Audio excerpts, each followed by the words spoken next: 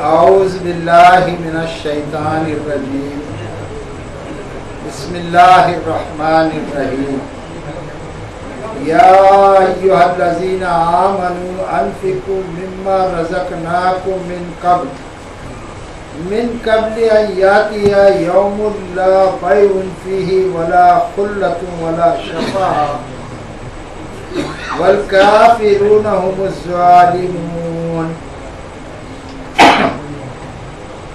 اللہ لا الہ الا ہو الحی القیوم لا تأخذہ سینۃ ولا نوم لہ ما فی السماوات وما فی الارض من ذا الذی یشفع عنده الا بإذنہ یعلم ما بین ایدیہم وما خلفہم ولا یحیطون بشیء من علمہ الا بما شاء وسع کرسیہ السماوات والارض ولا یؤودہ حفظہما وهو العلی العظیم لا اکراہ فی الدین قد تبین الرشد من الغی فمن یکفر بالطاغوت ویؤمن باللہ فقد استمسک بالعروۃ الوثقی لا انفصام لہا واللہ سمیع علیم اللہ ولی الذین آمنوا یخرجونہم من الظلمات الی النور والذین کفروا اولیاءہم الطاغوت یخرجونہم من النور الی الظلمات اولئک اصحاب النار ہم فیہا خالدون آمنت باللہ صدق اللہ علی العظیم۔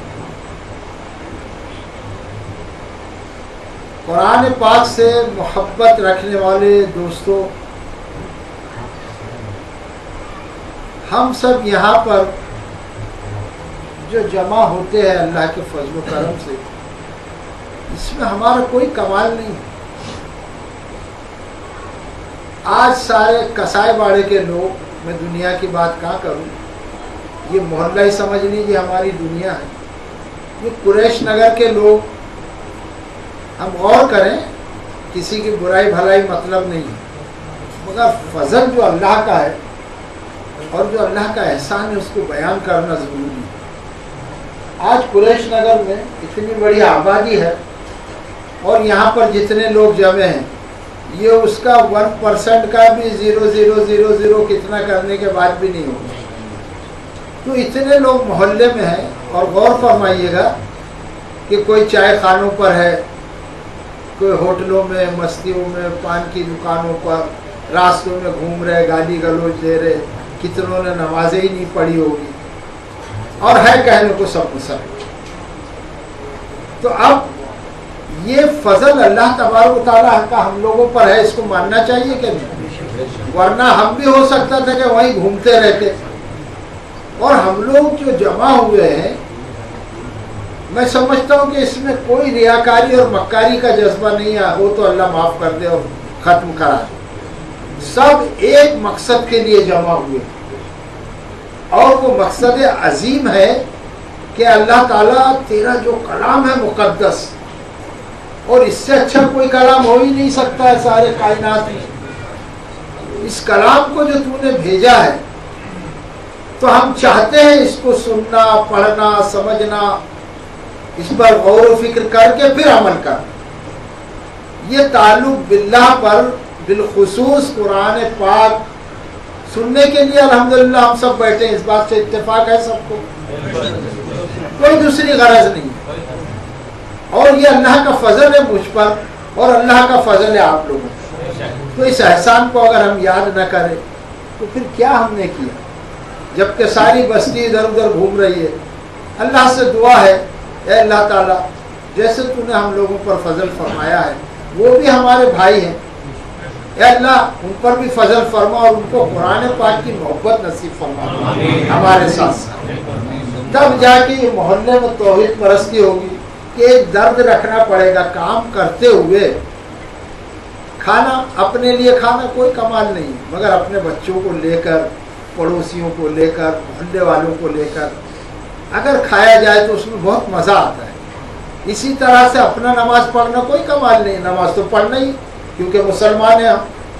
اگر ہم یہ فکر کے ساتھ جیے کہ ہمارے بال بچے بھی نماز پڑھے، ہمارے پڑوسی بھی نماز پڑھے، اہل محلہ بھی نماز پڑھے، کہنے کو تو دنیا ہے، تو کم سے کم ہر آدمی اپنے قرب و جوار کی اگر فکر رکھے تو بھی انقلاب آ جائے گا انشاءاللہ.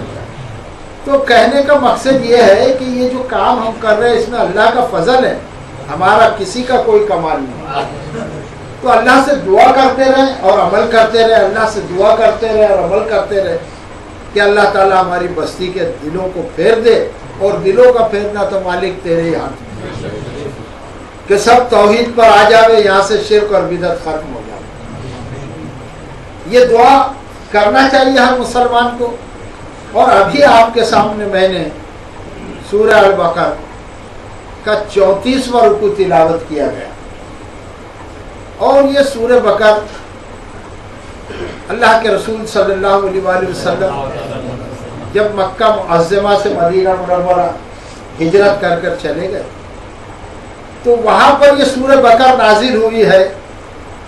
اللہ تبارک و تعالیٰ نے بڑا کرم کیا دنیا والوں پر کہ اپنے پیارے بندے آفتاب رسالت، مہتاب نبوت، تاجدار مدینہ جناب محمد رسول اللہ صلی اللہ علیہ وآلہ وسلم کو مبعوث فرمایا اور پھر ان کو ہمارا رسول بنایا جو سردار الانبیاء ہے. کتنے بڑے احسان کی بات ہے اللہ کی ہم پر. اللہ اس پر قادر ہے کہ ہم کو کبھی بھی اور کہیں بھی پیدا کر سکتا تھا، مگر یہ اللہ تیرا احسان ہے کہ تو نے آخر الزمان جناب محمد رسول اللہ صلی اللہ علیہ وآلہ وسلم کی امت میں ہم کو پیدا فرمایا. اور اللہ تو نے ہدایت دی اور تو ہی ہمارا بیڑا پار لگا دے دنیا میں بھی اور آخرت میں. ربنا آتنا فی الدنیا حسنہ وفی الآخرۃ حسنہ وقنا عذاب النار. اللہ ہماری دعاؤں کو قبول فرما، ہمارے ٹوٹے پھوٹے عمل کو قبول فرما. اس تمہید کے ساتھ ہم آج کا خلاصہ آپ کے سامنے اللہ کے فضل و کرم سے رکھیں گے اور آپ غور سے سماعت فرمائیں اور آپس میں ایک دوسرے کی اصلاح کریں اور انشاءاللہ اللہ سے دعائیں مانگتے رہیں اپنے لیے، اپنی بستی کے لیے. اللہ نے چاہا تو کامیابی ہوگی انشاءاللہ. کہ اللہ تبارک تعالیٰ ارشاد فرماتا ہے اعوذ باللہ من الشیطان الرجیم بسم اللہ الرحمن الرحیم یا ایھا الذین آمنوا. گویا کہ اس سنسار میں ساری مخلوق اللہ تبارک تعالیٰ کی ہے، خواہ وہ اہل ہنود ہو، یہودی ہو، نصرانی ہو، صابئی ہو، بت پرست ہو، جو بھی ہو، یہ سب کے سب اللہ کی مخلوق ہے. مگر یہاں پر قرآن کریم میں جو یہاں پر آج تلاوت کی گئی آیت، اس میں اللہ تبارک و تعالیٰ ایمان والوں سے خطاب فرما رہا ہے. اب یہاں بے ایمانوں کی ضرورت ہی نہیں ہے، اور جو لوگ ایمان نہیں لائے کوشش کریں کہ وہ اللہ کی طرف سے ہدایت پائیں اور ایمان لے آئے. کوشش کریں گے تو اللہ نوازنے والا ہے. تو یہاں پر جو بالخصوص جس صیغے میں بات کی جا رہی ہے وہ ایمان والوں کے لیے. اب یہاں بے ایمانوں کی بات ہی نہیں. تو اللہ تبارک تعالیٰ فرماتا ہے یا ایھا الذین آمنوا، اے وہ لوگوں جو ایمان لائے ہو، انفقوا، کہ تم کو ایک کام کرنا پڑے گا ایمان والوں. کیا کام؟ کہ انفقوا، تم خرچ کرو، یہ عادت تمہارے اندر پیدا کرو. اللہ تعالیٰ فرماتا ہے، میں لفظ بہ لفظ کو پہنچانے کی کوشش کر رہا ہوں کہ یا ایھا الذین آمنوا، اے وہ لوگوں جو ایمان لائے ہو، انفقوا، یعنی اوپر سے یہ آرڈر دیا جا رہا ہے، یہ امر کا صیغہ ہے، حکم ہے، اور حکم دینے کا مجاز صرف اور صرف اللہ تبارک تعالیٰ ہے. تو اللہ نے فرمایا کہ انفقوا، کہ تم لوگ جو ہے تو خرچ کرو. یہ عادت کیوں نہیں پیدا کرتے؟ اب دیکھیں گے خرچ کا معاملہ آتا ہے تو غیر قوم بھی خرچ کرتی ہے، مگر بالخصوص یہ عادت، اور یہ عادت شریفہ کہہ لیجئے کہ اللہ تبارک تعالیٰ مسلمانوں میں دیکھنا چاہتا ہے، ایمان والوں میں دیکھنا چاہتا ہے کہ وہ انشاءاللہ ہم کریں گے. تو خرچ کرو. اب اللہ تعالیٰ نے فرمایا خرچ تو کرو.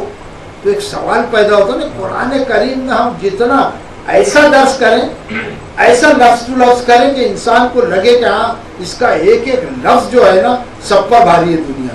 یہ ایسی کتاب ہے, واقعی ہے. جتنا ہم سمجھنے کی کوشش کریں گے اتنا زیادہ سمجھ میں آئے گا اللہ کے فضل سے. تو اللہ نے فرمایا یا ایھا الذین آمنوا, اے وہ لوگوں جو ایمان لائے ہو, کیا کرو, انفقوا, تم لوگ خرچ کرو. تو ایک سوال ہو گیا کھڑا آ کر کے کیا خرچ کریں؟ تو اللہ تعالیٰ فرماتا ہے, بندوں نے جیسے ہی سوال کیا کہ کیا خرچ کرے اللہ تعالیٰ, آپ تو فرما رہے خرچ کرو. تو مما رزقناکم, جو چیز ہم نے تم کو دی ہے, جو رزق ہم نے تم کو دیا ہے, اس میں سے تم خرچ کرو. اب سوال کیا بندوں نے تو اللہ نے اس کا جواب بھی دے دیا. ایک ہی آیت میں دیکھیے گا لفظ ٹو لفظ بات چل رہی ہے, اور غور سے سنیے, اس کا مزہ لیجیے, زندگی میں اتاریے. تو آپ خرچ کیجئے تو رزق, اور اللہ تعالیٰ فرماتا ہے وہ بھی ہم نے تم کو دیا ہے. یعنی اب اس میں کسی کا کمال ہی نہیں. کوئی سمجھے کہ میں اپنی عقل سے کما رہا ہوں, میں اپنی طاقت سے کما رہا ہوں, میں اپنے علم سے کما رہا ہوں, میں اپنے ہنر سے کما رہا ہوں. بھیا یہ سب چوچلے بند کر دے. کچھ نہیں کوئی کما رہا ہے, رزق تو اللہ تعالیٰ دیتا ہے. اب رزق کے اگر معنی کو ہم لغت میں لے جائیں, بڑے وسیع تر معنی میں رزق ہے. اس معاملے میں کہا گیا کہ رزق کے معنی ہے کہ ہر وہ چیز جس سے بندے کو اللہ نے نوازا وہ رزق ہے. لوگ سمجھ رہے ہیں کہ کھانا پینا, روٹی, مال یہ رزق ہے. یہ تو ہے one part of the this oil, یہ تو ایک حصہ ہے, مگر وہ ہر نعمت اللہ تبارک تعالیٰ کی. ارے عقل کس نے دی ہے؟ آپ لوگ بولیے. درس کا میرا یہی مطلب ہے کہ ہم لوگ مل جل کر بات کریں تو بہت یاد رہے گا, بہت مزہ آئے گا. ایک مولوی واز کیے جا رہا, سمجھ میں کچھ نہیں آ رہا, سب گنگ ہے, سن رہے, کیا اس کے حال سے. ایک ایسی زبان بولی جا رہی ہے جو بڑے شین قاف, یہ وہ, عربی کا اردو کے لفظ, فارسی کے لفظ, اب آپ سمجھ میں کچھ نہ آ رہا ہے ہمارے, تو کیا فائدے کا. میں یہ چاہتا ہوں کہ ہم بولیں, گونگے نہ رہیں, اور سب شریک ہے. ایسا کریں کہ سب درس کر رہے اور سب درس سن رہے, ایسے ہو جائے میرے ساتھ میں. تو رزق کے معنی ہے کہ کوئی صاحب یہ نہ سمجھ لے کہ اللہ تعالیٰ نے مجھ کو علم دیا ہے, اور سب کو علم ہے, کچھ نہ کچھ تو ہے کہ نہیں. کسی کے پاس اگر 100% ہے تو کسی کے پاس 50% ہے. اسی طرح سے پیمانے دولت کو ہم ناپیں گے تو کسی کے پاس بہت ہے تو کسی کے پاس کم ہے نا, اس سے پھر اس سے کم ہے, اس سے کم ہے, کروڑ سے لے کے لاکھ, ہزار, ایسے آئیں گے نا فیگر. تو اس کا مطلب ہے سب کے پاس کچھ نہ کچھ. تو عادت ڈالے, یہ نہیں ہے کہ بھائی میرے پاس لاکھ روپیہ ہوگا جب بھی میں خرچ کروں گا. نہیں, اگر آپ کے پاس 1 روپیہ بھی ہے تو اس میں سے خرچ کیجئے, لاکھ والا 1 لاکھ میں سے خرچ کیجئے. تو القصہ مختصر کہ اگر کسی کو اللہ نے طاقت سے نوازا ہے تو وہ اللہ کا دیا ہوا رزق ہے اور اللہ کی دی ہوئی نعمت ہے. تو یہ جو طاقت ہے یہ لوگ کیا کرتے ہیں کہ کمزوروں پر اور غریبوں پر دکھاتے ہیں. تو اس کے معنی کنورٹڈ ٹو کیا ہو جائے گا, وہ ایٹروسٹی ہو جائے گا, ظلم ہو جائے گا. یہ طاقت کا غلط استعمال ظلم ہو جائے گا. اور اسی طاقت کو اگر ہم صحیح طریقے سے استعمال کریں, کمزوروں کے لیے, بوڑھوں کے لیے, ہم ان کے حمایتی بن جائے, ان کا سامان ہلکا کر دے, بوجھ اٹھا لے, ان کے لیے لڑنے کے لیے, حق کے لیے کھڑے ہو جائے, تو یہی جو طاقت ہے یہ کیا ہوگی کہ ایک راہ عمل اور اچھا, اور یہ نیکی ہو جائے گی, ہے نا. تو اب ہم کو جو طاقت اللہ نے دی ہے وہ خرچ کرنا ہے. یہاں یہ مطالبہ اللہ نے جو علم دیا ہے, ایسا نہیں لے کے گھر میں بیٹھ جاوے. اللہ کے رسول صلی اللہ علیہ وسلم نے فرمایا کہ بلغوا انی ولو آیا, اگر کسی کو ایک بات معلوم ہو میری تو وہ دوسروں تک تو اس کا ثواب ملے گا. ضروری نہیں کہ آپ کو 100 بات معلوم ہو, آپ بڑے عالم ہو, مدرسے سے فارغ ہو. یہ تو ہندوؤں کا تصور ہے کہ وہ پنڈت جی آئیں گے جو بول دیں گے اب ہم کو وہ ماننا ہے. ہمارے یہاں بھی ایسے ہندوستان میں ہو گئے, عالم صاحب آئیں گے پڑھ لکھ کے مدرسے سے, اب وہ جو بول دیں گے, ختنہ سے لے کے پیدا ہونے سے مرے تک وہ سب عالم ہی صاحب کریں گے. ایسا نہیں ہے اسلام میں بھائی. اسلام اس کا نام ہے کہ جتنا معلوم ہے اس پر عمل کرے, اور جتنا جس کو معلوم ہے وہ دوسرے تک منتقل کرے, پہنچاتے چلے. اس کا نام اسلام ہے. تو دیکھیے گا کہ سب لوگ صاف ستھرے ہوتے چلے جائیں گے. مولویوں کے بھروسے رہ رہ کر قوم کا یہ حال ہو گیا ہے کہ ہم لوگ تعزیے پوجنے لگے.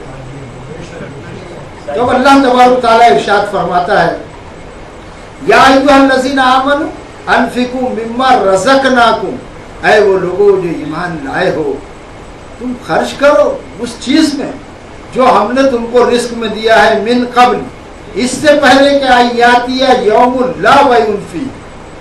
یعنی اللہ تعالیٰ کیا فرما رہا ہے کہ وہ دن آ جائے اس سے پہلے خرچ کر ڈالو طاقت کو، دولت کو، علم کو، ورنہ وہ دن جب آ جائے گا کہ جس میں کوئی خرید و فروخت نہیں ہوگی.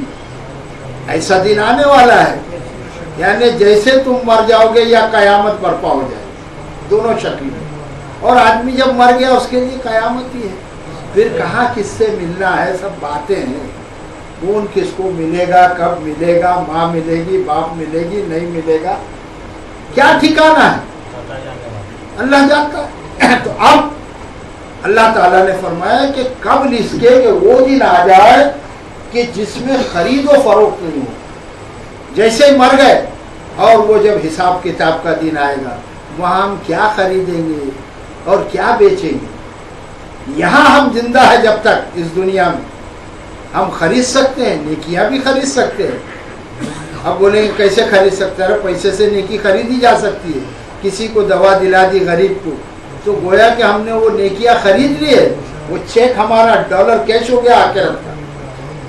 کسی کے ہم نے بیوہ کی شادی کرا دی، یتیموں کے سر پہ ہاتھ رکھ دیا، ان کو کپڑے دوائی اور ہیلپ کر دی، یہ سب نیکیاں یہ پیسے سے خریدی جاتی ہیں. تو وہ دن آنے سے پہلے اللہ تعالیٰ فرماتے کہ ہم نے جو کچھ تم کو دیا ہے، whatever I have given to spend, please spend, اس کو مہربانی کر کے خرچ کر دو. وہ دن آنے سے پہلے لے کے بیٹھے رہو گے، مر جاؤ گے، سب یہیں رہ جائے گا، نہ نیکی ملے گی نہ پیسے ہاتھ میں رہے گا. تو یہ عقل کا جو تقاضا ہے، علم کا جو تقاضا ہے، دولت کا جو تقاضا ہے، طاقت کا جو تقاضا ہے، اس کو مصرف میں لائے، کام میں لائے، اور اس کو اس دن آنے سے پہلے ہی خرچ کر ڈالا جائے. پھر اللہ تعالیٰ فرماتا ہے کہ وہاں پر وہ دن جب آئے گا تو ولا خلت ولا شفا، اور اس روز نہ دوست نوازیاں کام آئیں.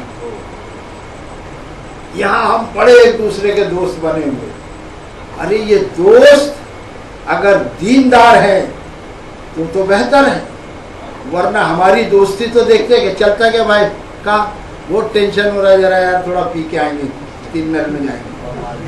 ابھی یہ بھی کوئی دوستی ہوئی.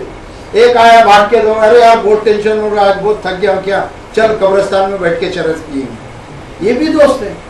ایک آیا چل پکچر جائیں گے، یہ بھی دوست ہے. یہ دوست ہے نا، لے جا رہے ہیں. اور ایک دوست آتا ہے، ارے یار اذان ہو رہی نا بھائی، کیا کر رہا ہے، بیٹھا ہے، ارے ہاں بھائی، ارے رمضان آ رہے یار، روزہ کل سے رکھنا، ارے ہاں بھائی. یاد دلاتے رہے، ریمائنڈ کرتے رہے، خود بھی کام کرے اور اپنے دوست کو بھی کہے. تو وہاں پر جو ہے تو یہ دوست نوازیاں، جو ہم بڑے اپنے آپ کو دوست سمجھ رہے ہیں ایک دوسرے کا، بڑے خیر خواہ ہیں. کوئی صاحب برا نہ مانے تو ایک بات کہہ دوں، یہ دنیا بڑی مطلبی کائے کے دوست ہے. میں نے تو دیکھا ہے کہ ٹائم پڑنے پر ادھر سلام پھیرو تو ادھر گل ہو جاتے، اور ادھر سلام پھیرو تو ادھر گل ہو جاتے. اور ہماری کیا اوقات ہے. حضرت امام حسین رضی اللہ تعالیٰ عنہ کے ساتھ یہ ہو گیا تھا، ہم تم کیا بچیں گے. کوفہ میں جو انہوں نے یہاں سلام پھیرا تو وہاں سے گل ہو گئے تھے، وہاں پھیرا تو یہاں سے گل ہو گئے، ان کو اکیلا چھوڑ کے. کائے کے دوست، بہت سمجھنے کی بات ہے. ایسا نہیں کہ میں کہہ رہا ہوں کہ دوستی مت سب چھوڑ دو، بھائی دوستی دین کی بنیاد پر ہونا چاہیے. دوستی دین کی بنیاد پر ہونا چاہیے. تو اللہ تبارک و تعالیٰ ارشاد فرماتا ہے کہ وہ دن جب آ جائے تو ولا خلہ، کہ جس میں نہ کوئی دوست نوازی کام آئے گی، اور ولا شفا. یہ آخر میں دیکھیے گا ٹکڑا آیت کا، ختم کر دیں. اور یہ جو ہے ولا شفا، بسم اللہ الرحمن الرحیم، ولا خلت ولا شفا.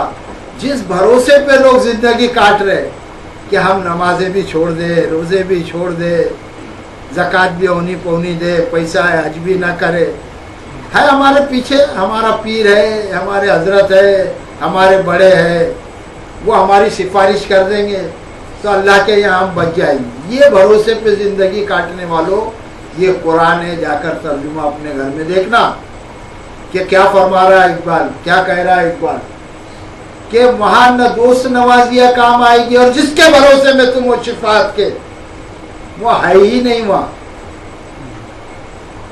وہ اور ہے، ابھی آگے آیتیں آ رہی، وہاں شفاعت کا تصور ہی نہیں ہے کہ کوئی بھی اٹھے گا، چاہے کوئی بھی ہو، کتنا ہی بڑا آدمی ہو، کہ وہ بیچ میں اٹھ جائے گا اللہ کے انصاف کے، کہ کوئی اللہ کسی کو جہنم میں ڈال رہا ہوگا اور وہ کہے گا کہ اللہ رکیے، میں اس کی سفارش کرتا ہوں، یہ میرا تھا، یہ میرے کو بہت مانتا تھا، میرے نام کی بہت قوالیاں گاتا تھا، بہت اعلان کرتا تھا، لہذا اس کو چھوڑ دو فرشتوں۔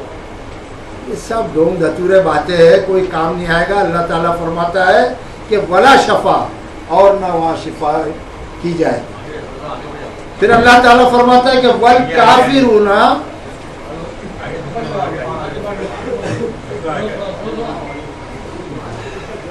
دیکھیے گا بھائی، بسم اللہ، والکافرون هم الظالمون، اور رہے کافر تو وہی ظالم۔ بات شروع ہو رہی تھی ایمان والوں سے، اور یہ ٹکڑا آ کر آیت کا کہاں پر ختم ہو رہا ہے؟ کمپلیٹ، والکافرون هم الظالمون۔ اور یہ جو کافر ہیں، یعنی ایمان والوں سے خطاب کر رہا اللہ تعالیٰ، اور بات ختم ہو رہی کافروں پر۔ تو کافر اگر جیسے ہم نے بولے تو آدمی پہنچ جاتا ہے کہ لال باغ میں، چونا بھٹی میں، سب وہیں کافر ہیں، یہاں سارے مسلمان ہیں، نماز وہ بھی نہیں پڑھے تو کافر، نماز یہ بھی نہیں پڑھے تو یہ مسلم رہیں گے۔ سمجھنے کی بات ہے۔ تو جو بھی خرچ نہیں کرے گا، یہاں پر مفہوم یہ ہے، اپنی طاقت کو، اپنی دولت کو، اپنے علم کو، جو بھی شخص، اور وہ ایمان والا ہے، ایمان والوں سے بات کہی جا رہی ہے نا، اگر اس نے نہیں خرچ کیا تو پھر وہ کیا ہو جائے گا؟ کنورٹ ہو جائے گا کہ وہ والکافرون هم الظالمین، اور وہ انکار کرنے والا وہی ظالم ہے۔ یہ ہے بات۔ کافر بولتے ہی چلے لوگ چونا بھٹی میں، سارے کافر وہاں ہیں، وہ سب جہنم میں جائیں گے اور یہ سب جنت میں چلے جائیں گا، پورا کسائی بڑا۔ یہ تصور ایسا نہیں ہے قرآن کا۔ یہ اللہ کی بات جو بھی ایمان والا نہیں مانے گا وہ کیا ہو جائے گا؟ وہ انکار کرنے والا ہوگا، دیٹ مینس کافر ہو جائے گا وہ، اور پھر وہی ظالم ہوگا۔ اور ظالم کے معنی حق تلفی کرنے والا۔ حق تو یہ ہے کہ اللہ کی بات مانی جائے، اور اللہ کی بات جس نے نہیں مانا تو پھر اس کے کافر ہونے میں شک کیا ہے؟ نام اقبال رکھ لے، خوب گوشت کھائے، ختنہ کرا لے، ہو گیا مسلمان۔ ایک تیرا حق ادا نہیں ہوتا، ایک تیرا، ورنہ دنیا میں کیا نہیں ہوتا؟ سارے کام ہو رہے دنیا میں، ایک اس کا جو حق ہے وہی ادا نہیں ہوتا۔ پھر اللہ تعالیٰ ارشاد فرماتا ہے، اب یہ آیت شروع ہوئی تھی اور میں نے آیت الکرسی کے لوگوں کو دعوت دی تھی، اب یہاں سے شروع ہو رہی ہے آیت الکرسی۔ اس لیے ابتدا میں تمہید میں نے نہیں کہا آپ لوگوں سے، اب یہاں سے ایک ہی آیت ہے جس کا نام ہے آیت الکرسی۔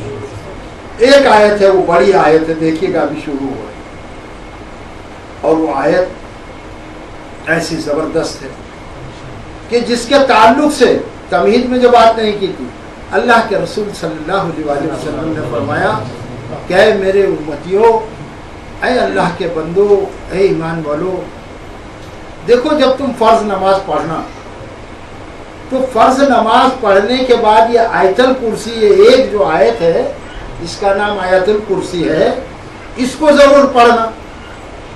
اس کے پڑھنے کا جو فائدہ انہوں نے بتایا آپ صلی اللہ علیہ وسلم نے، وہ یہ ہے کہ جنت ہے، اور جنت کے دروازے ہیں 8۔ کتنے دروازے ہیں؟ اب انسان اس کا پڑھنے والا، ظاہر سی بات ہے کہ نماز مومن ہی پڑھے گا، ایمان والا ہی پڑھے گا، تو اس کا پڑھنے والا بھی مومن ہی رہے گا، وہ شرک نہیں کرتا ہوگا، وہ بدعتوں میں نہیں جاتا ہوگا، اس کا معنی ہے ایمان والا، توحید پرست۔ تو جب یہ پڑھو گے، اللہ کے رسول صلی اللہ علیہ وسلم نے فرمایا، تو جنت کے 8 دروازے ہیں، جس دروازے میں سے تمہارا جی چاہے گا اس میں سے تم داخل ہو جاؤ. یعنی اللہ تبارک و تعالیٰ نے اس کو کتنا بڑا اعزاز بخشا اس بندے کو. ارے کسی کو یہ دے دیا گیا کہ چاہے جہاں سے جو سامان چاہے اٹھا لو، تو اس سے بڑا تقدیر والا کون؟ چاہے جس دروازے سے چلے جاؤ چلے جاؤ.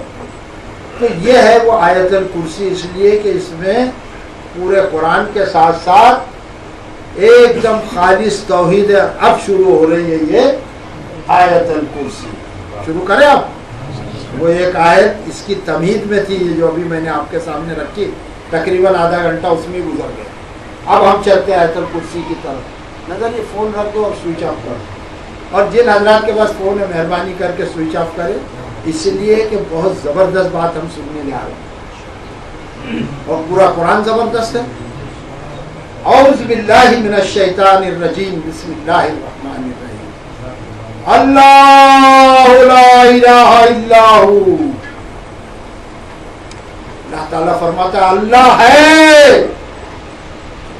اے کیمسٹ لوگ، اے کیمسٹ لال باؤٹے والوں، ذرا سن لو کہ تم کہتے ہو کہ اللہ ہے ہی نہیں، تو پہلے یہ بات ذہن سے نکال دو. اور اے یہودیوں اور عیسائیوں اور اہل ہنود اور ستارہ پرست، تم سب بھی سن لو کہ اللہ ہے. تم سب مانتے ہو، مگر ایسا مانتے ہو کہ کوئی 3 مانتا ہے، کوئی 50 خدا مانتا ہے، کوئی 100 خدا مانتا ہے، کوئی خدا کا بیٹا مانتا ہے، کوئی خدا کا باپ مانتا ہے، کوئی خدا کے بھائی بہن مانتے ہیں. رام کو خدا کہہ لو تم لوگ، اس کا باپ دشرت، اوپر اس کے خدا کا بھی باپ ہے، نیچے لو کچھ اس کے بیٹے خدا کے بیٹے بھی ہے، اس کی بہنیں بھی ہے، اس کی بھابیاں بھی ہے. ایسا خدا کا تماشا کرنے والوں، یہ سمجھ لو کہ اللہ تعالیٰ یہاں فرماتا ہے.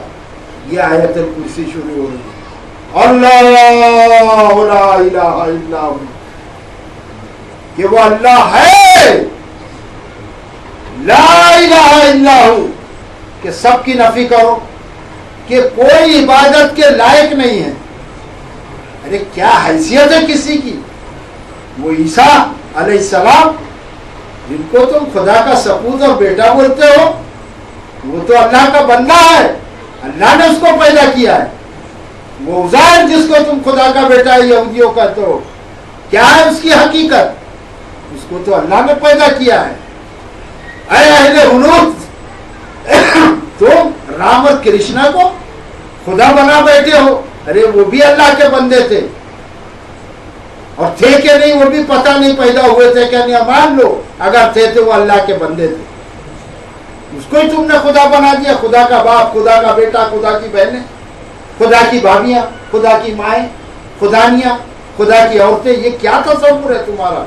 اللہ نے فرمایا آیت الکرسی یہ شروع ہو رہی ہے اللہ لا الہ الا ہو، کہ اللہ ہے. لا الہ، کوئی معبود نہیں ہے، کوئی پوجنے کے لائق ہے ہی نہیں، الا ہو، مگر وہ. اور وہ یعنی اللہ، جو اللہ ہے صرف دنڈوت کے لیے، جو جھک جاتے ہو دنڈوت کرتے ہو، بتوں کے آگے دنڈوت کرتے ہو، وہ اس لائق نہیں ہے تمہارے بت کہ ان کے آگے دنڈوت کیا جائے. دنڈوت اگر کرنا ہے تو وہ اللہ ہے، اس کے آگے کرو. اگر تم کو سجدہ کرنا ہے تو تم نیل ڈاؤن ہو کر ایک کرسچنوں یوں یوں مت کرو. عیسیٰ اور مریم کے پتلے کے سامنے وہ اسٹیچو ہے، اور وہ بھی اللہ کے بندے. اللہ وہ ہے کہ اس کے آگے ہی سجدہ ریز ہو. اور اے سب قوموں کے ساتھ مسلمانوں، یہ سر جو اللہ تبارک و تعالیٰ نے تم کو دیا ہے، نہ یہ تمہارے پیر کے سامنے جھکے، نہ قبر کے سامنے جھکے. اس سر کی قدر کرو، اور یہ جھکے تو صرف اللہ کے آگے جھکے. یہ تعظیمی سجدہ، یہ تحریمی سجدہ، یہ تکریمی سجدہ، ارے یہ کچھ بھی نہیں. اجدے سجدے جتنے سجدے ہیں وہ سب ایک اللہ کے لیے ہے. کہ آیت الکرسی شروع ہو رہی ہے کہ اللہ تبارک تعالیٰ فرماتا اللہ، اللہ ہے. لا الہ، نہیں ہے کوئی معبود، الا ہو، مگر ہو. کیا اس بات پر تمہارا اتفاق نہیں ہے؟ تو ہے، اور نہیں ہے تو اس کی دلیلیں سنو جن جن کو تم خدا بنا رہے ہو. जिन जिन के आगे तुम झुक रहे हो, जिस जिस के कानून को तुम मान रहे हो, जिस जिस से तुम दुआएं मांग रहे हो, वो सबके पास ये क्वालिटी है क्या जो अभी अल्लाह बतलाता है। अगर उनके पास ये चीजें मिल जाएगी तो तुम बेशक उनको मानो, और अगर उनके पास ये चीज नहीं है तो मत मानो, तुम्हारा अकल खराब हो जाएगी। जरा अक्ल से काम लो, मत मानो उनको अगर ये क्वालिटी नहीं है तो। और वो क्वालिटीज क्या है? अल्लाह ताला फरमाते हैं पहली बार अल हय्युल कय्यूम। अब बतलाना तुम्हारे जितने खुदा है उनका कहीं पता है क्या? अल्लाह ने क्या फरमाया कि अल्लाह है और उसके सिवा कोई माबूद नहीं। तो पहली बात अल्लाह ने फरमाई कि अल हय्यो, वो जिंदा है। किधर है तुम्हारा ईसा अलैहिस्सलाम? किधर है तुम्हारी मरियम अलैहिस्सलाम? किधर है तुम्हारा हुजूर उज़ैर अलैहिस्सलाम? बतलाओ, है क्या मौजूद? नहीं है, नहीं है ना। अब तुम्हारा राम किधर है? कृष्णा किधर है? और कितने तुम्हारे भगवान है, वो किधर है? सब स्टोरीज है, कहानियां है, देवमाला किससे है? वो था कभी तो था, तो अल्लाह ताला फरमाता है कि वो हमेशा रहना चाहिए। अल्लाह पहले से था, अभी भी है और हमेशा रहेगा। अगर ये बात हम कहे कि अरे ये तो तुम बोल रहे हो, तुम्हारी किताब बोल रही है, वो साबित करेगा अल्लाह ताला इस आयतुल कुर्सी में कि वो है, उसका एग्जिस्टेंस, उसका वजूद है। वो नजर नहीं आता और फिर है अल्लाह तबारक तआला। ये जिन जिन को तुम मानते हो इनका कहीं पता है? ठीक है, राम जी कभी पैदा हुए थे, आज है क्या? बोलेंगे नहीं वो तो मर गया। फिर कृष्णा है क्या? नहीं वो भी मर गया। तो मर भी रहा है। तो अल्लाह ने फरमाया कि वो जिंदा होना चाहिए। अगर कोई जिंदा है करो उसकी इबादत, छूट दी अल्लाह ने। पहले साबित करो कि उसके अंदर जिंदगी की रमक है क्या, अल हय्यो है क्या। और हय्यो भी जिंदा के माने में, फिर अल लगाया खास, यानी जिंदा तो आप और मैं भी है। तो क्या हमारे लोग पूजा करते बोले ये जिंदा है? नहीं, यहाँ अल लगाया अल्लाह ने, एकदम खास, यानी ऐसा जिंदा जिसको मौत ना है।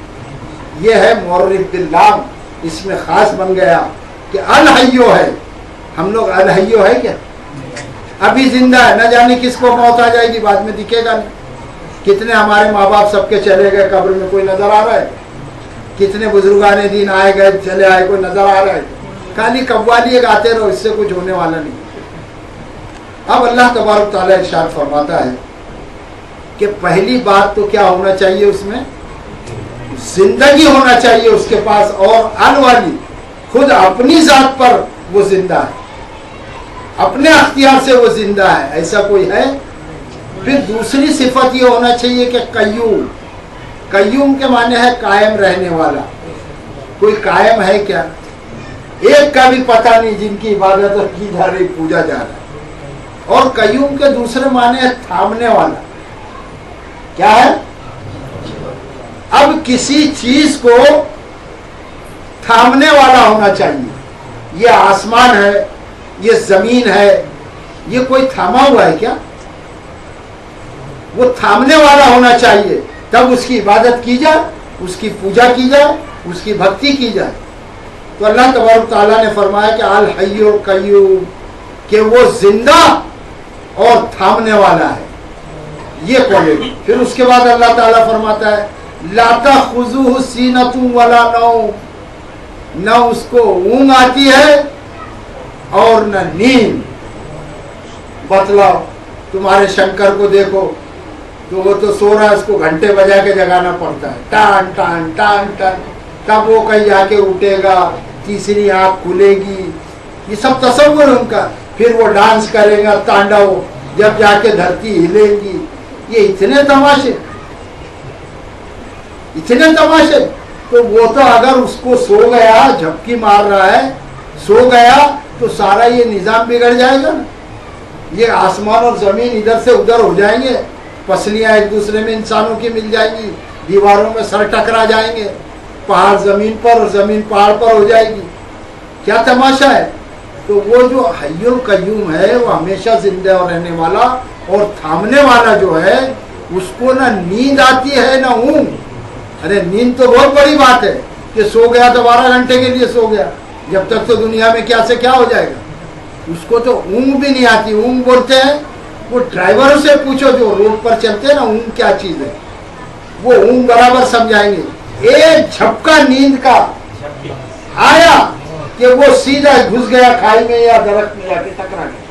دیکھ لیے اونگ کا حال ہے, اور تمہارے بھگوانوں کا یہ حال ہے کہ سو رہے ہیں, لاپتہ ہے, ٹکرا جائیں گے یہ سب, ساری دنیا برباد ہو جائے گی. ایسوں کو تم پوچھ رہے ہو جن کو نیندیں آتی ہے, اونگ آتی ہے, نہ زندہ ہے وہ لوگ, نہ تھامنے کی طاقت ہے کچھ. پھر اللہ تعالیٰ فرماتا ہے لہو ما فی السماواتی و ما فی الارض, اور جو کچھ ہے آسمانوں میں اور زمین میں وہ سب اللہ کا ہے. کوئی چیلنج کر کے نہیں نکل سکتا. جس نے چیلنج کیا وہ مرا ہوا پڑا پاتا ہے. جس نے بھی چیلنج کیا اٹھ کر وہ بالکل مرا ہوا ہی نظر آتا ہے. ابھی آشرام باپو بہت چیلنج کر رہے تھے, کیا ڈانس, کیا ناٹک, 10,000 کروڑ کی زمینیں. ابھی دیکھو جیل میں وہ بھی گل اور ان کا خدا بھی گل, سارے بھگوان غائب ہو گئے. جو منسٹر اس کا ساتھ دے رہے تھے وہ بول رہے نہیں اس کو پھانسی لگا. کیا ہے یہ سب تماشے ہیں, سب تماشا ہے یہ. تو اللہ تعالیٰ فرماتا ہے کہ لہو ما فی السماواتی و ما فی الارض, کہ جو کچھ آسمانوں میں ہے اور زمین میں ہے وہ کس کا ہے. پتہ چلا کہ کسی کا کچھ ہے ہی نہیں. اب جب کسی کے پاس کچھ ہے ہی نہیں تو وہ کیا نکال کر دے دے گا. نہ بخشش اس کے پاس ہے, نہ رحم اس کے پاس ہے, نہ عطاعت اس کے پاس ہے. کوئی چیز تو ہے ہی نہیں کسی کے پاس, چاہے کتنا بڑا آدمی ہو. آدمی تو آدمی, وہ کیا نکال کر دے دے گا جب سب اللہ تبارک و تعالیٰ کا ہے. یا تو معاذ اللہ ایک جملہ کہنے کے لیے بہت ڈر لگتا ہے, یا تو یہ قرآن یا تو وہ دوسرے لوگ, دونوں میں سے کوئی جھوٹا ضرور ہے. کون ہو سکتا ہے جھوٹا؟ کسی کی طاقت نہیں ہے. ان کے سامنے بھی یہ بات رکھوں گا تو خود ڈر جائیں گے, ارے نہیں یار اللہ کا کلام کیسے جھوٹا گیا. تو پھر ماننا اس کے پاس یہ ہے, اس کے پاس وہ ہے, اس کے پاس یہ کچھ نہیں ہے. جو کچھ ہے آسمانوں اور زمین میں وہ اب اللہ تعالیٰ فرماتا ہے جب سب اس کا ہے تو دیکھیے گا, من ذا الذی یشفع عندہ الا باذنہ, کون ہے جو اس کے حضور اس کے پاس شفاعت کر سکے, الا باذنہ, سوائے اس کی اجازت. اللہ نے پوچھا کون ہے, کون ہے وہ جو اس کے سامنے سفارش کر سکے. ایک آدمی کھڑا ہو جائے, پرائم منسٹر خبردار یہ گلی سے کوئی نہیں جائے گا, تو وہاں پر دوسرا اٹھ کر کھڑا ہو جائے گا چیف منسٹر, نہیں میں جاؤں گا یہاں سے. اس کو بھی بولے گا مار کے گرا دو اس کو بھی. Order, rule is rule, rules are role.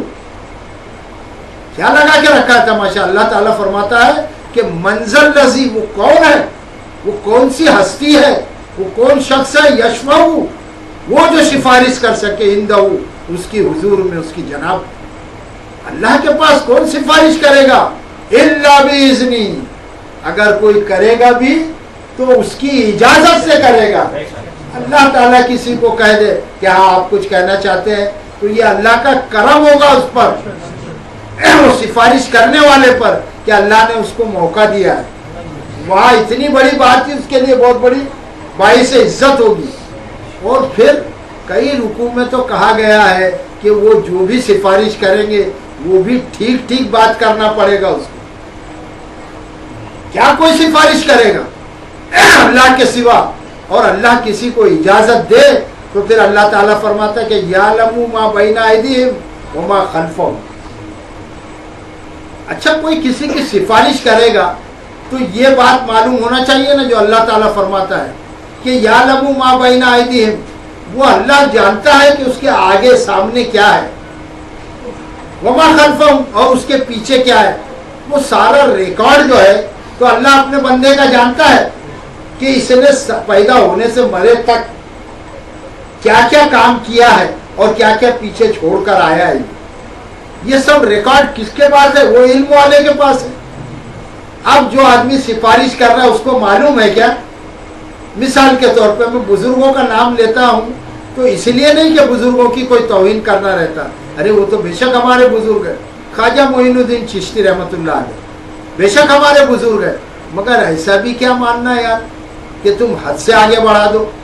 اب اگر کوئی بولے کہ خواجہ صاحب ہماری سفارش کریں گے، تو خواجہ صاحب ایک مدراس کا رہنے والا مسلمانی سے، ایک مدراس کا رہنے والا، خواجہ صاحب کو کیا معلوم یہ مدراسی کب پیدا ہوا تھا اور یہ مدراسی نے اپنی زندگی میں کیا کیا کیا ہے، اور اس کے لیے کھڑے ہو جائیں گے کہ وہ زانی تھا، شرابی تھا، چور تھا، بے ایمان تھا، بے نمازی تھا، اس کے لیے کھڑے ہو جائیں گے کہ یہ میرا ہے، یہ میرے پاس آتا تھا یہ مدراس سے اجمیر کے لیے، بہت یہ پھولوں کے ٹوکرے لاتا تھا، اللہ تعالیٰ اس کو ڈال دے جنت میں۔ یہ ایسا بزرگوں کو ماننا؟ ارے کوئی ہسٹری معلوم ہے خواجہ صاحب کو کسی کی؟ کیا سفارش کریں گے؟ آدمی اگر کسی کی دنیائی قانونی بات بولتا ہوں، کوئی چوکی میں بھی ضامن لینے جاتا ہے یا کسی کے لیے سفارش کرتا ہے تو بولتے ہیں نا صاحب آپ اس کو جانتے ہیں کیا؟ تو بولے ہاں یہ میں اس کو جانتا ہوں، میرے محلے میں رہتا ہے، میرے پڑوس میں رہتا ہے، اچھا آدمی ہے، برا آدمی ہے، جو بھی ہے میں جانتا ہوں۔ جو جانتا ہی نہیں ہوگا، اب اس کو تو پتہ یہ چلا کہ خواجہ صاحب کو سب کا غیب کا علم ہے، گجراتی کا بھی معلوم ہے، کناڑی کا بھی معلوم ہے، ملیالم کا بھی معلوم ہے، بنگالی کا بھی معلوم ہے۔ یہ کیا تماشا لگا ہے، لوگوں نے من گھڑت باتیں ہیں یہ۔ تو اللہ تبارک تعالیٰ فرماتا ہے کہ یعلم ما بین ایدیہم وما خلفہم، اس لیے کہ اللہ جانتا ہے کہ کیا اس کے آگے اور کیا اس کے پیچھے اس کی ہسٹری، اللہ جانتا ہے کہ اس کو جنت میں ڈالا جائے کہ اس کو جہنم میں ڈالا جائے۔ یہ ہے آیت الکرسی۔ پھر اللہ تعالیٰ ارشاد فرماتا ہے وَلَا يُحِيطُونَ بِشَيْءٍ مِّنْ عِلْمِهِ إِلَّا بِمَا شَاءَ، اور جو اس کا علم ہے اس کو کوئی گھیرے میں نہیں لے سکتا، اللہ کے علم کو کوئی نہیں جان سکتا ہے، ایسا کوئی ذریعہ نہیں ہے کہ جو اللہ جانتا ہے اس کو دوسرا معلوم کر دے، الا بما شاء، ہاں مگر اللہ جتنا جس کو بتانا چاہے۔ یہ اللہ کے رحم و کرم کی بات ہے کہ اللہ تعالیٰ کس بندے کو کیا دے دے۔ موسیٰ علیہ السلام بہت زبردست، مگر ان کے سامنے کھڑا ایک بندہ جس کا نام ہے خضر، کھڑے ہیں نا حضرت خضر، وہ چیزیں ان کو معلوم تھی جو موسیٰ علیہ السلام کو نہیں معلوم۔ اب کیا کرنا؟ موسیٰ علیہ السلام تو اپنے وقت کے رسول ہے، نبی ہے، بہت جلیل القدر پیغمبر ہے، مگر حال یہ ہے کہ ان کے آگے خضر کھڑے ہیں۔ خضر کے مقابلے میں موسیٰ علیہ السلام کو ہی نہیں سمجھ میں آ رہا کہ یہ بندہ اللہ کا کتنا زبردست ہے۔ تو اس کائنات میں شیر کا سوا شیر اللہ نے پیدا کیا، اور اللہ جس کو جتنا بتلا دے بھیا اس کے علم کو کوئی چیلنج کر نہیں سکتا ہے۔ وَلَا يُحِيطُونَ بِشَيْءٍ مِّنْ عِلْمِهِ، اور اس کا جو علم ہے اس کا کوئی احاطہ نہیں کر سکتا، کوئی اس کے علم کو گھیرے میں قبضے میں نہیں لے سکتا، اپنے اختیار میں نہیں لے سکتا۔ اور پورے علم کی تو بات جانے دیجیے، ذرا سا بھی علم حاصل نہیں کر سکتا، الا بما شاء، سوائے اس کے کہ اللہ جس کو جتنا دے دے، اللہ جتنا چاہے وہ اللہ پر موقوف ہے۔ پھر اللہ تعالیٰ فرماتا ہے، اب یہ دیکھیے گا، وسیع کرسیہ السماوات والارض، یہ آ گئی کرسی والی بات، آیت الکرسی جو بولتے ہیں نا، تو وسیع کے معنی سمائی ہوئی ہے، کرسیہ السماوات والارض، اس کی کرسی آسمانوں اور زمینوں کو، یہ جتنی زمینیں ہیں، 7 زمین بھی ہے، یہ جیسی زمین ہے اس کے نیچے نہیں ہے، بلکہ یہ اتارو، مریخ، یہ مارش وغیرہ بولتے ہیں نا، نیپچون، زورا، زحل، جوپیٹر، یہ سب ہے نا، یہ سب زمینوں کے نام ہیں، جیسا یہ ارتھ ہے۔ تو یہ 7 زمینیں ہیں، اور جو زمینیں ہیں اور جتنے بھی آسمان ہیں 7، یہ سب کے سب جو ہے یہ اللہ کے آسمان اور زمین جو ہے اللہ کی کرسی اس پر سمائی ہوئی ہے۔ اب کرسی کو کیا ہم لفظوں میں بیان کریں؟ کرسی اگر جس کو مل جائے بھائی، ایک معمولی سے MLA بن جاتا ہے آدمی، تو وہ تو پھولے نہیں سما رہا، اس کے پاس کرسی ہے، سب اس کے پاس صبح سے شام تک لائن لگا رہے۔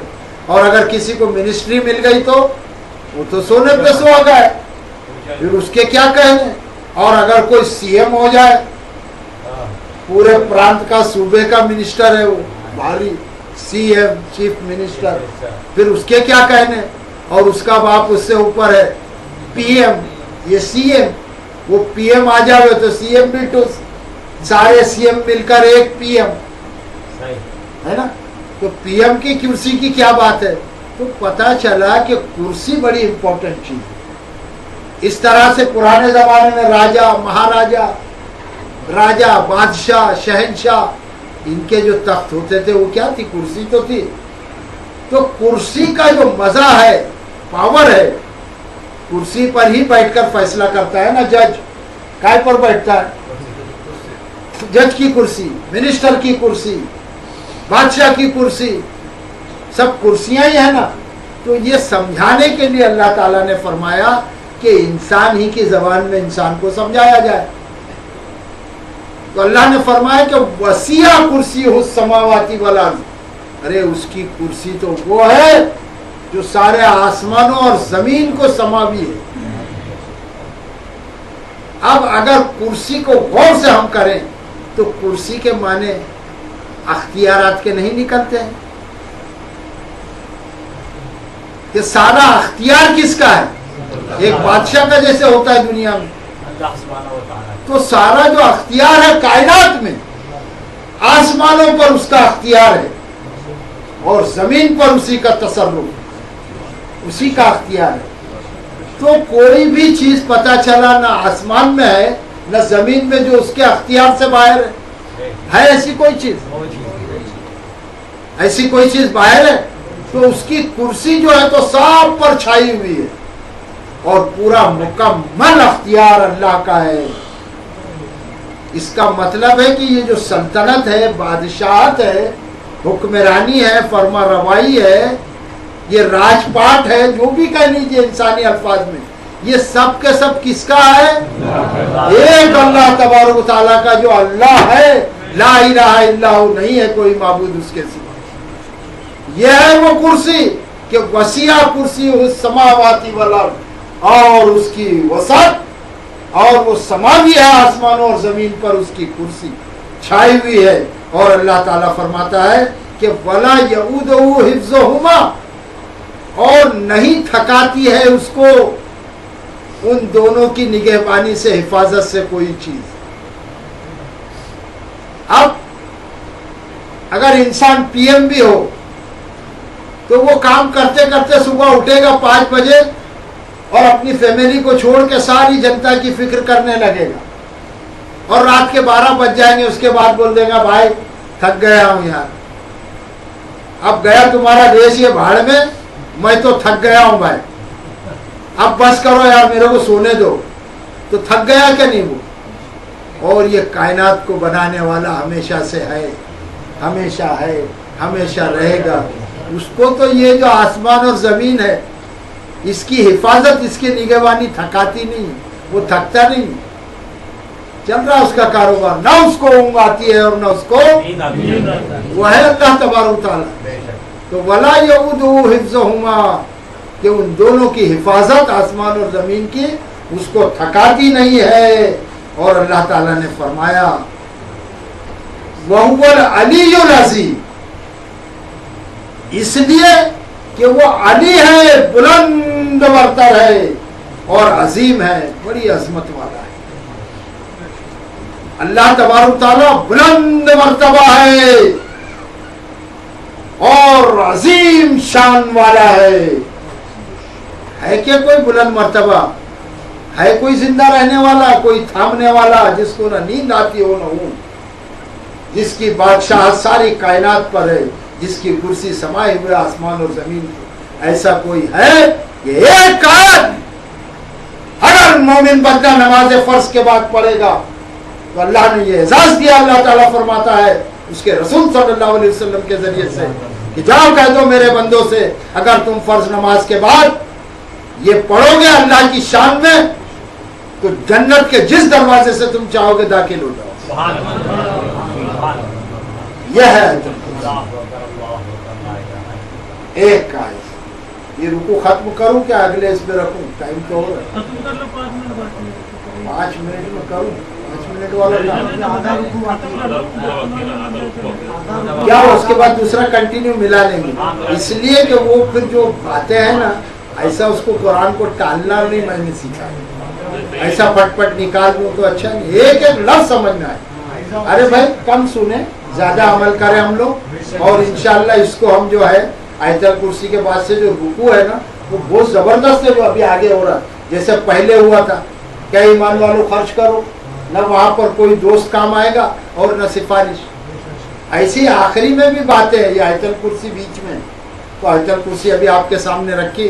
अब कितना आप लोग को समझ में आया और मैंने कितना हक अदा किया, अल्लाह मुझ पर रहम करे, कहीं गलती हुई है तो अल्लाह माफ करे।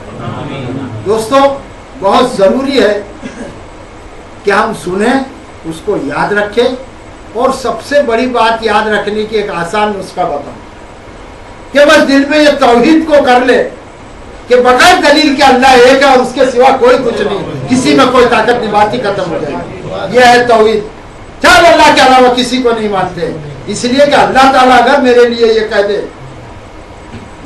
कि ये जो बंदा है ना, तौहीद तो ये है कि खुदा हश्र में कह दे, तौहीद तो ये है कि खुदा हश्र में कह दे बंदा ये दो आलम से खफा मेरे लिए। अरे अल्लाह की नाराजगी ना हो, सारी दुनिया से नाराजगी मोल ले लो, कोई कुछ बिगाड़ने और बनाने वाला नहीं है, बस इसको दिल में बसा लो यारो। ये है पूरे कुरान का मैसेज, यही है आयतल कुर्सी का मैसेज कि अल्लाह है और कोई कुछ नहीं, बस खत्म हो जाएगी बात। ये है मैसेज। वाखिरु दावाना अल्हम्दुलिल्लाहि रब्बिल आलमीन।